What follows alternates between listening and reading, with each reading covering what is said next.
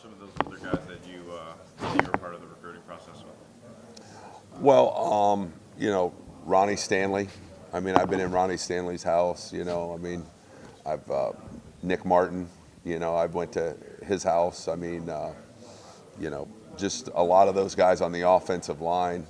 I was involved in recruiting, and so I know those guys pretty well. Those would be the guys I'd probably be the closest to. But Kavari Russell, I went to visit him at his school, and so just spent a lot of time involved with some of those older players there. Any of your defensive coaches upset with you that you were able to successfully get Stanley and Martin to Notre Dame, that they have to go up against them now? They're playing really well, and they're great kids, and I knew that they would have great careers at Notre Dame, so I'm really happy for them, and that makes it more challenging for us. Yeah.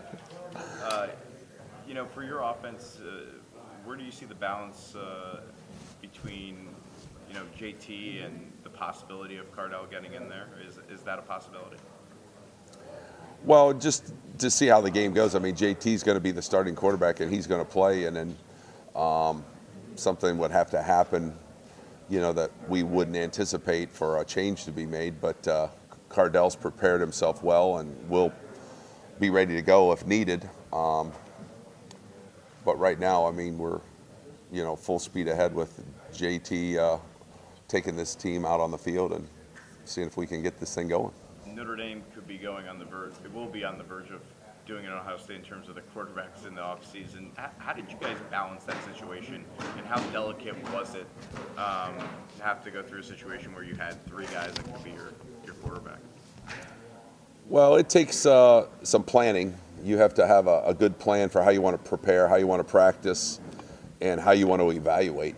So, I mean, Coach Kelly and his staff will do a great job of that. But, there's a definite way of going about it where you could, you have to evaluate everything that they do in terms of on the field and off the field, and their leadership ability and their production. And then most importantly, can they move the team and score touchdowns? And it's not always easy to evaluate some of that in the off season because you don't really play games. So how well they can move the team and score touchdowns. So they'll have to work through that through spring ball and summer training camp.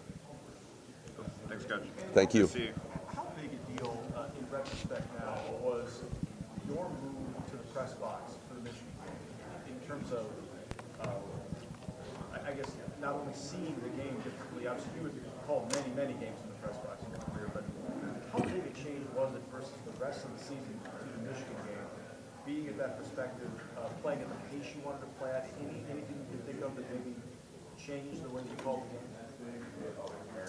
Yeah, I mean, we just used a different format for that game that worked really well, and it was something that I enjoyed, being able to see that perspective. Allowed us to have a little cleaner, quicker communication from press box to sideline, and so we were really highly efficient and ended up working out really well for us. Presumably, will you be back there for the Fiesta, or will you move back down? No, I'm going to be up there. How does you being at that position allow the team to play at pace? I know that's such a big tempo for you all. It's such a big deal. Does it change anything, or is it the same structure of getting the play call and quick release?